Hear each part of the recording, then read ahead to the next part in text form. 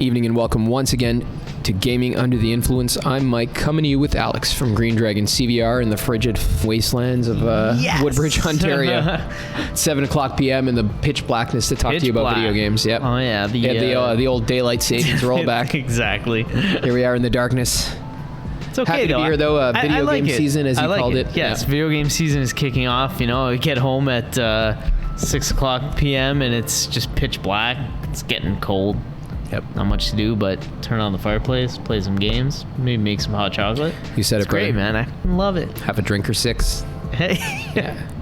Exactly that. It's the way to go. Yeah. What have you been playing, man, before we get into the news for this week that we'd like to discuss? I have been doing my usual, prostitution of video games, not playing a single thing, one thing, and just playing all kinds. So, I played a bit of Cyberpunk the other night. I've been playing a little bit of Final Fantasy 14 online, which is an interesting experience for someone like me who hates MMOs. But I've been kind of having fun in that too. Play too a little. Yeah, it's not bad. It's cool as just a mainstay kind of thing you log into here and there. But as a Guma, as a side yeah, space. exactly. Which sucks because you have to pay monthly. But I haven't even real like real life. it's the real experience of having a side girlfriend and along with your wife there. But yeah, I haven't run through my first I think it was 30 or 60 days you get from just buying the game. So I haven't actually paid for any months yet, which is nice. So we'll see how that goes. But I've also been playing a little bit of Final Fantasy 4, kind of on continuing my journey through the Final Fantasies. And I'm on 4, right? And I don't know. Just been noodling around, playing a little Call of Duty online, just all kinds, all over the place. And looking forward to starting Harvestella, maybe as early as tonight if I get a chance. This thing. Look at that, there you go. But what about you? I've cool, man. That's awesome. Actually, my wife's been playing Harvestella. Yes, she's enjoying it. So down. Probably playing it right now as we speak. Yeah, I've been playing Star Ocean, as I may have mentioned previous recording we've done. Enjoying it quite a bit. I really enjoy the fact that, I'm just going to rattle off a couple of features real quick. The fact that there's fucking optimism about the human condition you simply don't encounter in Western representation of any kind, let alone in video games, which by and large involve just misanthropes who don't believe in anything and are murderous, that we're still expected to sympathize with for some reason. Right. There's an optimism about the human condition. Everybody's good and just does the right thing because it's the right thing. Yeah. And can get along with each other, That's awesome. Even though they're from different planets and places. I love that about JRPGs. Yeah, it's nice. Yeah. And there's a great fucking black and white dividing line between good and evil. There's fucking Aragorn and Sauron. Yeah. You're not sitting there Aragorn, he had a good upbringing, but Sauron was abused as a child. You know what I mean? None of that fucking shit. There's the bad guy who literally looks like a bad guy. He's got horns coming out of his head. He's quite bad. Yeah, he's quite bad. Evidently, he is good quite at being bad. And the most important thing of all is another thing very contrary to trends in the West, to my experience nowadays, is that they're good at depicting these relatable human experiences, like interactions between individuals who become friends. But in the midst of that, there's fucking cosmic considerations unfolding. There's things of transcendental import taking place, The character in a JRPG is always some sort of fucking star child, like a messianic figure, there to one. As his fate is incidentally involved in the destiny of the universe, and something to do with crossing the boundary of death and saving everybody from the fucking end times. It's always this way, and I appreciate the fact that it just doesn't cede anything to relatability in that sense. The relatability is there only at this level where it's like the alphabet that it's using to depict its message, right? It's the language for its content, and I really do like that. It's like the inverse of modern fucking Western games where they take mythic or transcendental imagery and reduce it to a cipher for day-to-day life. It's the reduction of this big other to the sameness. Whereas you'd always find that's more boring, right? When it's some shit and it kind of just resembles our world or the struggles that we have in our real life. I don't want that. I don't want to fucking jump into a game like this fucking Star Ocean, of course, buddy. Space fantasy, whatever the hell it is. Fundamentally, I'll never understand why somebody wants to play it or watch or myself read something and see themselves in it. That doesn't make any fucking sense. There's not only nothing interesting interesting in I want yourself. to see shit I've never ever seen But before. on top of that, when people are throwing around this know? kind of fucking conversation a lot, I'd say that's what real racism consists in, wouldn't you? yeah, that's awful. Your detestation of any me. arrangement. It's gotta be like that's me or different nothing. than yours, right? Gotta be like me or nothing. Yeah, no. I want to see crazy if it doesn't shit. look like me and is not arranged according to my preferences, Yeah. it is fucking evil, and I'm going to conquer and rearrange it. Yeah, we've heard that Wild before. thought, eh? Yeah. We've heard that before. But all of this brings us to something that I'm quite excited to fucking to report on. Actually, for the first time in a while, some optimism about the quote unquote industry. It's all right. We'll place it on top we'll after. put it on. Yeah. Optimism about the industry. That if you'd asked me a few weeks ago, I might say I'm fucking hate the industry. I'm not gonna be optimistic about it again. We're always kind of wishy-washy about it, though. Let's be real. But it was in the news just this week, and I don't know why, because having looked into it, it looks like all this shit took place early in the year. But there was talk of the fact that FromSoft is arranging to publish its own games outside of Japan. Apparently, it already does this in Japan, but outside of Japan, as we all know, the games are published by Sony or Bandai Namco or what have you, right? Or Activision and Sekiro's games, oddly enough. Or Activision. It'd be interesting to know if that was published in Japan by Activision. We can look it up later. I bet it wasn't, but yeah, we can look it up later. It may have been because of the money involved. Like they had a fucking true. budget on that, right? Yeah, Even playing it, maybe. you could tell there was some serious. Yeah, Activision's a heavy hitter, not some fucking, anyway. Yeah, I'm pretty sure it was out. being developed at the same time as Elden Ring. And you can even tell, like, where, like in terms of production value, Sekiro is up there, buddy. Oh, yeah, definitely. But in any case, it looks as though they're going to be publishing their own games, which is great news, pretty man. awesome. It's great fucking news, because in the West, we're in the midst of this wave of fucking consolidation. Yeah. Of consolidation. Kicked off by Microsoft a lot. Let's be by honest. Microsoft. Yeah, but Sony they're is not also the only. involved. Yeah, Fucking, Sony's involved, and third parties are involved too. Exactly. It's just a tendency now. It's not been even all just over that. the It's an economic tendency by and large, right? Yeah. It's in all industries and places. That's neoliberal capitalism for you, but that's another discussion. And we see that unfolding here. It's fucking great to see this. And on top of that, even more encouraging than fucking this arrangement, because FromSoft publishing their own games, maybe a couple more details are in order here. This is cool because despite the fact that FromSoft is owned by I think they're called the Kadokawa Group, this massive Japanese media conglomerate, they're publicly traded. I really don't know anything about them beyond that, but I wouldn't trust them farther than I can fucking spit, right? Yeah. It's interesting because Miyazaki, however, is president of FromSoft. Yeah. Right? Yep. FromSoft are going to be publishing their own games. And, since 2014, I believe after Dark Souls 1 came out, Miyazaki's been president of the fucking company, and they've been owned by this media conglomerate, and the arrangement has so far been creatively beneficial to them, obviously, right? Yeah, of course. It being the case now that outside of the West, they're not going to have to arrange anything with external parties, can only fucking bolster the creative authority of the fucking designers, and I think it's good reason to be optimistic. Yeah, it's amazing. It's something we don't typically see. Like it's very hard to the opposite of consolidation, right? right? Exactly, and that's the opposite of consolidation. It's going the exact opposite of what's been happening lately with all the studios being bought and fucking everything just conglomerating. Microsoft buying a shit ton of the fucking industry, basically. Like, and it was already a unique case, you see, because the president of the fucking studio, of the company, whatever, is the guy who's making the fucking game. Right? Yeah, he rose up the ranks. He came actually within. Like low-level coder or some garbage. Yeah, that's unfucking heard of. It's quite unheard of. At least in the West, it would never happen, actually. It probably couldn't happen. They'd be like, yeah, well, I know you made a great game, but buddy, you don't got a fucking MBA or something like that. Yeah, right? It's definitely harder You never managed a baseball team. How could you make a video game? You know what I mean? Yeah. It's odd to say, but yeah, that's actually the truth of it. There's like built-in fucking, blockers practically preventing something like that from happening. It happened here, though. It happened in Japan. I mean, it happened, with FromSoft. Yeah, I think that's pretty cool. Which is fucking awesome, exactly. Like, I wish we would see shit like that more, but, I do too. It's cool because now, given that they've already had this fucking pretty lauded history, like this self-evident to me that since they started making the Souls games, there hasn't been a bad one. Yeah. Everyone was a fucking banger that just totally rearranged the fucking shape, like the it totally rearranged video games forever. It totally It totally changed gaming forever, really, did it not? Changed the course for sure. Changed gaming forever. Yeah, I would say. Fuck, some of the best games I played in the past, not all of them, but a fair chunk of them. some of the ones I'm most passionate about are either those games or ones inspired You're not directly alone by in them. that. Yeah. There's a lot of people who have even stopped playing video This is games one of the and, like, fucking- came back to it. Like, it was I'm pretty sure Elden Ring was the most successful game they've ever made. It sold gangbusters. For sure. Yeah, it's so their strange biggest to me launch, that most players at one. Like, it's just everything. Yeah. Can you wrap your mind around this? That game has succeeded commercially. That's the fucked up thing to me. Isn't that strange? Well, I feel like there's something like reactionary about it. It's so. it's scary for sure. It's kind of scary because it was always that, you know. To me, like a Death Stranding fate seems more appropriate for a game of that vision. But Death Stranding was successful as well. It was.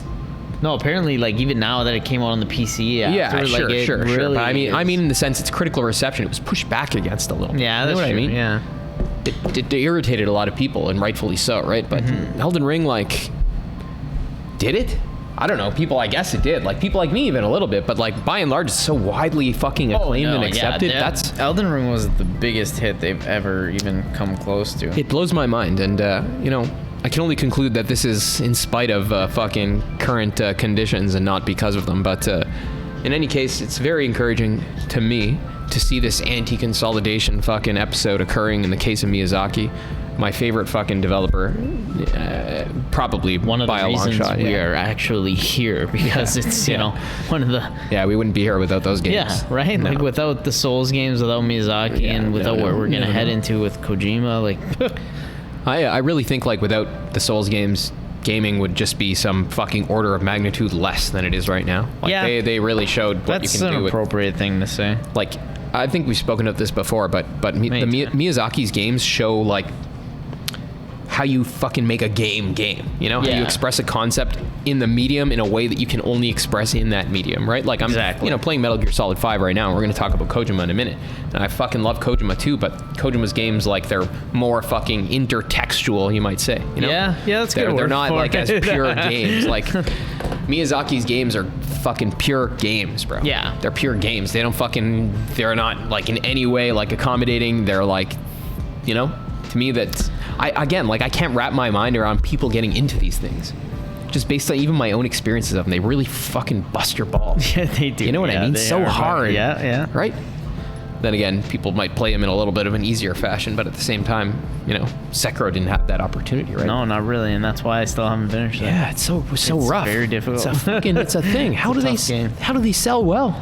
I don't know. Even How many like with, people like, finished it? Yeah. It's good. It's interesting to be interesting to look it up and find out because Elden Ring is another one. Like, that was their biggest game, the biggest game of the year probably, and who knows how many people. I didn't finish it. I know you just recently did. Yeah, I think the financial success of Elden Ring is what really propelled their parent company to consider this self-publishing arrangement for FromSoft. So, Oh, for sure. Right? that's their success. I don't know what we should probably cut out some of my gushing about this fact, but it's just startling to me that it's financially successful, and I guess it just goes to show that, you know, at the end of the day, fucking, you can't totally extinguish the fact that action is relevant. All action is relative to some good, you know? There's not some purely negatory thing. Even fucking evil things parasitize something great, and that's probably why these things are awesome, right? There's such a wealth of fucking awesomeness here. You know, that probably, you know, I'm not saying it's not going to go the way of Disco Elysium someday, but that's probably what will. the system sees in it, right? Like, fuck, it's a great arrangement, and I'm looking forward to whatever fucking Miyazaki publishes on his own. What a cool thought, eh? What a cool thought. It's pretty, yeah. What a it's cool no joke. I mean, thought. like, we never see this, you know? It's very hard to publish your own games, and if it took something to the effect of Elden Ring, that's no small feat. Like, nobody is just putting out Elden Rings every week and fucking, you know? So it's amazing to see that the outcome is them being able to self-publish, and well, yeah, I guess we'll see where it goes from there. We will. You know? We absolutely will. But on an even brighter note, there's the fact that fucking, it's been making the rounds in the news too, that Kojima is determined to retain his fucking creative independence as well. You know, The fact that now he's totally self-owned, self-published, completely independent. Yeah, totally independent. It's amazing and like totally unheard of. It's making nowadays. Like totally really like on that at that scale, that level. Exactly. Yeah, like for like a small studio, it's not obviously, but on this scale of things, it's insane. Although it's even insane. for a small studio, it's becoming increasingly unheard of. To be honest with you, right? Like very strange. Yeah. But Kojima's case, it's ridiculous. I don't think anybody has that kind of clout in the world attached to their name, right? That's why it's possible, you know? And people will want to collaborate with him without demanding any kind of license to his creative. He's just creative properties, right? He's Kojima, right? Yeah. He's like the guy. And it's making the rounds that people have offered him like quote unquote astronomical sums of money. Yeah. You know, to just partner with them permanently or to sell his independence. And he's like, nah, man, he's probably rich as fuck already. He's in his 60s, that guy. Can you believe that, by the way? I'm pretty sure he's in his 60s. I think he is a pretty old guy. He's been around. He looks great. He's as old as our parents. Yeah. You know what I mean? Oh, he looks like a fucking teenager. Yeah, he looks great. He looks like a teenager. You know. What kind of Kool-Aid they got there, bro? I don't know. I don't know, but pretty awesome. Yeah, it's incredible that he's managed to, carve out this niche for himself in the world, and having made just one fucking game, which was awesome, by the way, a masterpiece that I'm pretty sure everybody in the industry who knows fucking dick or balls about game, they know that too. You've read other creative professionals in the video game industry talking about Death Stranding before, right? Like probably, I'm sure I have read some of that. Yeah. It really is something, but his arrangement is most encouraging of all because this is a place where,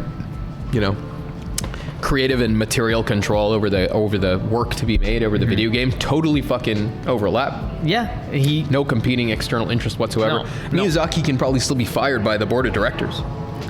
He could be pushed out or forced out. Yeah, for sure. The president works is employed, right? Yeah. He works for the guy. He doesn't have controlling shares of the corporation or anything like that. So right.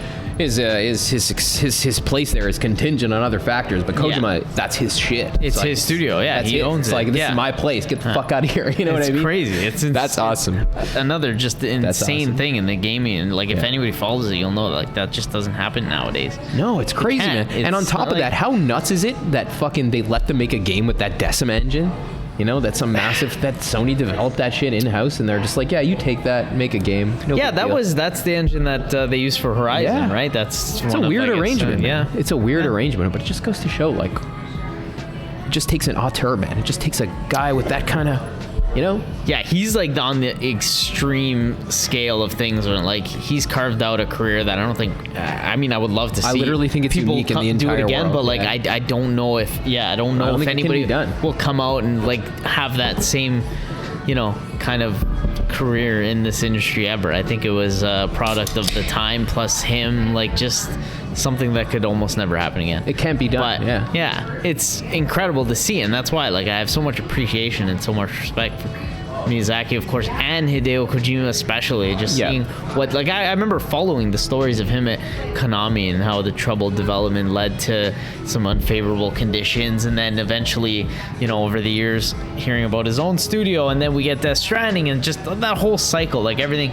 It makes me so happy for a man I've never met. Like, I'm happy because it's a success for art. It's a success for art. It's a success for like us. I mean, we fucking enjoy the shit out of it. We love it, right? Yeah, man. So it's good on our end, and it's a mode of engaging with the more than to human. the point where like I'm a huge Metal Gear Solid fan for the most part, and I love 1 to 4. I haven't even played 5, which is embarrassing, but played a little bit of it. But and I'm like totally okay with Kojima going forward, and like some people are still like, oh, like I can't believe Metal Gear is never gonna have a good game, and it's okay, it doesn't matter. Fuck it. It is what it was, and like just keep going forward, make new shit, keep going with Death Stranding, or make something new, or I'm more and more inclined to the idea right? that nothing should have a sequel ever, The older I get, I don't know if it has anything to do with that, but yeah, the longer I've been kind of playing games, watching movies, and I've kind of agreed with that and felt the same way.